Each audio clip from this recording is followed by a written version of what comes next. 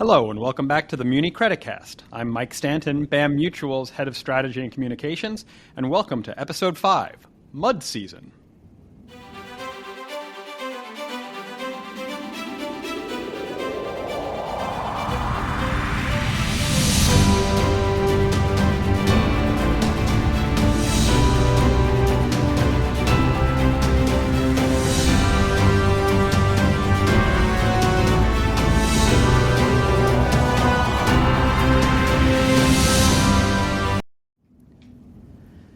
As always, I'm pleased to be joined by BAM's Chief Credit Officer, Suzanne Finnegan, and we're going to be joined in just a few minutes by Greg Pacifico, who's BAM's Head of Texas Public Finance. And before we go on, Suzanne, I think we probably have a lot of confused listeners, at least across the northeastern and midwestern states, because when they hear mud season, they think about snowmelt and impassable roads. But for the municipal bond market, mud season refers to a specific category of Texas issuers, municipal utility districts, that typically generate strong new issue volume in the fall every year. There are nearly 1,000 MUDs with bonds outstanding, many of which are only distinguished by their county and a number. So this is a good example of a sector where investors have to remember our podcast motto. Will you do the honors? Sure. If you've looked at one municipal credit, you've looked at one municipal credit. So that's right. So Greg's going to help us get a stronger handle on why that is in just a few minutes and dive deep onto the MUDs. But before we do that, can you help us kind of set up the macro picture for the audience? MUDs are a uniquely Texan creation in the market. So their credit quality is going to take some cues from the state's overall economy. So what stands out to you about Texas right now as a credit analyst? Well, I think what we're seeing and the level of volume in the MUD space supports this is just the incredibly rapid growth. And there are, it's probably one of the fastest growing states, and there are certain specific regions of the state that are growing very quickly, including Houston, Dallas, and the Austin metro areas. We're seeing expansion of the suburbs into areas that were once rural, and that's where MUDs come in. So MUDs are the first or the initial phase in creating new developments on what was previously very often ranch land. And so the municipal utility districts bring in water, sewer, roads, the core utility infrastructure that's necessary for developers to build new homes. And so where do they fit into the hierarchy of municipal credits? You know, normally a lot of states, when we see water bonds or sewer bonds, they're revenue bonds backed by the service charges, but MUDs are not necessarily like that. How do you analyze them? Yeah, so the unique feature of these development districts is that they issue unlimited tax GO bonds to support their infrastructure and growth. And I know that we'll get to this with Greg in a bit, but the range of credit quality is enormous in this sector. Everything from a brand new district, which we would call a dirt deal, to very highly developed communities with thousands of homes. And so that range is one of the reasons you have to look very carefully at your specific MUD. Also, again, as we've mentioned, you typically are looking at an unlimited tax GO pledge, which provides a whole level of security that you might not have on a revenue deal. Great. Let's just take a pause for a second. We'll bring Greg into the conversation.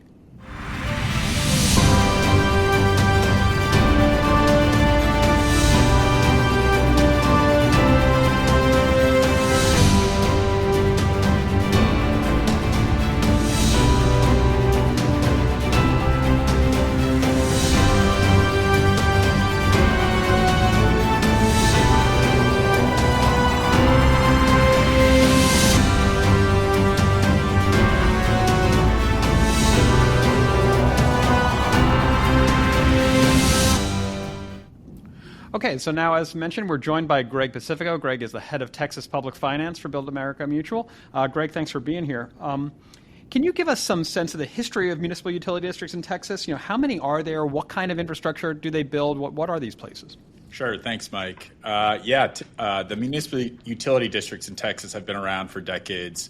Back in the 80s, early 90s, there was a big change in how those MUDs are regulated and the oversight associated with those MUDs, and that's really the defining characteristic of the MUDs, and that's something that I think we'll get into later. But historically, we've seen MUDs predominantly in the Houston area. And then over the past 10 years or so, it really has become the most common financing tool, as Suzanne described, for the first phases of infrastructure, also in the Dallas metro area, Austin and San Antonio, and we're even seeing a lot of MUDs popping up in those more rural areas, including the corridor between Austin and San Antonio. So right now there's about over 1,600 registered MUDs with the TCEQ. As you mentioned, there's about 1,000 with outstanding debt. When the MUD is created, there is a little bit of a lifespan before they come to market with issuing debt, which is why there's a difference there. And that's you're right. We'll get into the kind of the regulatory environment, but that's part of the protections for investors, right? Is that there are state regulations that stop you from selling debt right away, right? Exactly. Yeah. When I think about the MUDs and infrastructure and real estate development, the question is always, in my mind, is the real estate risk on the developer and the home builder, or is it on the investor? And I think with the way the MUDs are set up and with that regulation and a limitation on leverage, it keeps that real estate and a development risk with the developer and the home builder, as opposed to offloading it to an investor. Great. So, let's take a step back. And so why is volume in this sector seasonal? Why do we see this surge in the fall every year?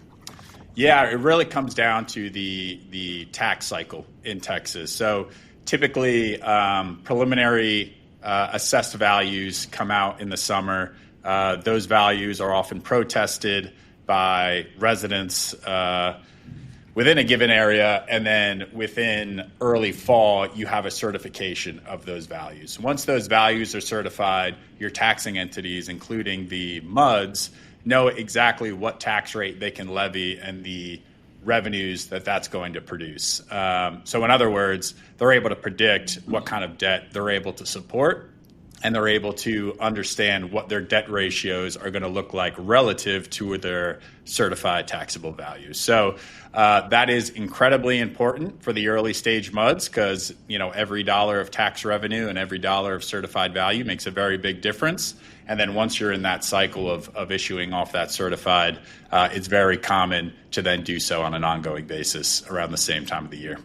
And so how long will that run? It's kind of just starting to ramp up now. How long will that run? Yeah, typically we see pretty heavy volume really through mid-November, maybe to that last week of November, and then things really slow down. The objective is to close by the end of the year. So we typically see those deals priced by the end of November. Right. So the point is that there's going to be volume coming. It's a good time for investors to learn about this sector. So let's do some more of that in the conversation. What are some of the factors that you look at credit-wise that distinguish one MUD from another? Yeah, absolutely. As Suzanne described, every single MUD looks a little different. The first big thing is, where does it fall within its lifespan? A MUD that is coming to market for the first time is very different than one that's come to market, say 5, 6, 7 times. And really the reason for that is how many homes are on the ground, what does their tax base look like, how far along in the development cycle are they? So that's really the first question from a credit perspective is really how many homes are on the ground and what's your taxable value. That's going to dictate really how much debt they can issue. And then when we start having districts that have experienced a lot of growth, that's when you start seeing them issue their second, third, and fourth issuances. The other big things, and it's really all related because it's tied to the tax revenues, would be their financial position. What kind of cash have they been able to accumulate? And really, do they have the cash flows that can support the debt that they're proposing, the operations that they have? Again, all driven by that certified value that we were talking about earlier. And lastly would be your debt ratios. There really is kind of a market standard in what those debt ratios can look like. So a lot of times those look pretty similar across the board. That's driven by just market factors. And then again, the TCEQ. So that's really the last key component. Suzanne, one of the things we always talk about in our Credit Insights videos is kind of the diversity of the payment base, right? And that can vary from MUD to MUD here. Like, a large number of the MUDs we see, as Greg kind of mentioned, are residential and have heavy residential things, but that's not the only option out there. What other kinds of MUDs do you see, and do you have to approach them differently when you're analyzing them? Yeah, I mean, you can have MUDs that are predominantly commercial, and commercial can range from retail and apartments and that sort of community commercial that's supported by the local neighborhood and provides services and support to the local neighborhood, to having industrial parks located along major highways, which provides a different kind of service and requires a very different analysis. The industrial parks tend to be very concentrated with very few taxpayers, and that becomes a little bit more of a challenge. And you want to be looking at a good factor to always examine anything that's remotely involved with real estate, which is location. All right, who are you competing with? Where that small, light commercial, retail type of MUD that supports the larger residential community is a much easier analysis. Greg, so we mentioned a little bit about the regulatory environment. I believe that's mostly through the Texas Commission on Environmental Quality, the TCEQ. Can you give us some insight into what kind of oversight they provide, how that helps investors? Yeah, absolutely. And really, taking one step back, a key component of these MUDs is that when they're issuing bonds, those proceeds more often than not are actually going towards reimbursing developers for money they spent on utility and road infrastructure. So water treatment plants and trunk lines, distribution lines, collection lines, roads. The developer's actually going out and fronting the cost for that infrastructure, and then the MUDs are issuing these GO bonds to reimburse those developers. So what the TCEQ is doing is basically controlling when the MUDs have the ability to issue those bonds to reimburse the developer, with a goal of not over leveraging the tax base of the MUD. So when a developer would like to get reimbursed for utility infrastructure, they need to submit an application to the TCEQ. The TCEQ is going to review that, and they're going to run basically an affordability analysis, understanding what the MUD's current tax rate is, what their tax base looks like, what do their operations look like, and really just see if the proposed tax rate can support their operations and their debt service. And then if they're able to do that, that is when the MUD will have the ability to turn around and reimburse the developer for that utility infrastructure. One other test that the TCEQ imposes really for the early stage MUDs is the amount of reimbursement that a developer can get. So when a MUD is first coming to market, they need to show either a 10% direct debt ratio, the bonds need to be insured, or they need to have a public rating in order for a developer to get fully reimbursed. If they can't show one of those three things, the developer will get 70 cents on the dollar for that reimbursement. So it's typical for the developers to want to get the full reimbursement, and really it keeps the developer incentivized to not push for issuance before the MUD is ready to support that issuance. So it sounds like there's a couple of things at work here. One is just the simple, right? You want to have people with skin in the game, right? And that's something that you can achieve by having the developer have to get involved up first. But then I think it's also interesting that the state sees a role in kind of creating this statewide regulatory infrastructure, understanding that, making sure that all of the MUDs meet certain standards is going to be good for the much broader community. And that's, something we see in a lot of states, maybe less formally than we're seeing here, but it's nice, I think, for investors to have that kind of baked into the system a little bit. One thing I'm going to throw a wild card at you. We haven't talked about this before, but what level of intergovernmental cooperation do you see? And again, I think that's something that varies from MUD to MUD, but it can be important. What are the things you're looking for on that front? Yeah, so majority of the MUDs, as Suzanne described, are kind of in your more rural, probably more suburban areas of a given metro. A lot of times those districts are outside of the actual city limits of a MUD, and they're in what's called the extraterritorial jurisdiction. So, that gives the MUDs certain rights and limits some of the city rights. And then there's also a lot of MUDs that are actually within the actual city limits. Under those instances, a taxpayer would be subject to both a MUD tax and a city tax. So there's typically a little bit more cooperation among the city and the MUD to ensure that things are just done efficiently in terms of sharing tax rates, sharing revenues, and make sure things are done efficiently without burdening a taxpayer within that community. If I could weigh in, one advantage to being located within a city's boundaries is very often we'll find that the MUD only has to connect to the city's utilities and don't have to create their own utility plants for water and sewer. That helps to keep the costs a little bit lower and to offset a little bit of that double tax coming from both the city and the MUD. What about like school facilities and that kind of thing? Are you looking at provision from school districts in these growing communities as well? Yeah, that's a big credit positive just in terms of, when you're thinking about desirability, when you're taking the standpoint of a potential home buyer, especially if that home buyer, young family, if there's an elementary school in the district, that's obviously a big positive.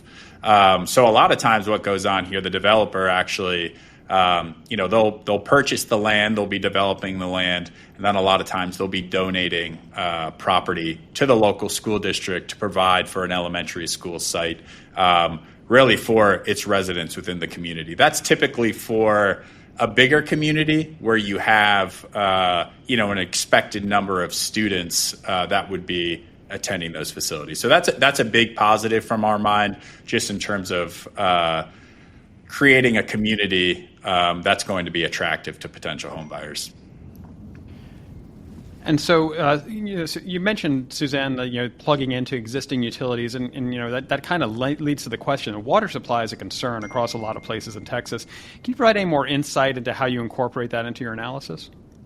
Yeah, and I think this is something that we're seeing evolve a bit more over time, but we are looking to see that the MUDs have an adequate water supply to support their ultimate build-out. Or if they don't yet have rights to water that would support that level of build out, what's their phased approach to making the developments? We also do see regional water authorities across Texas that help to manage the water supply and identify what capacity is available for growth. So we do look at that as well.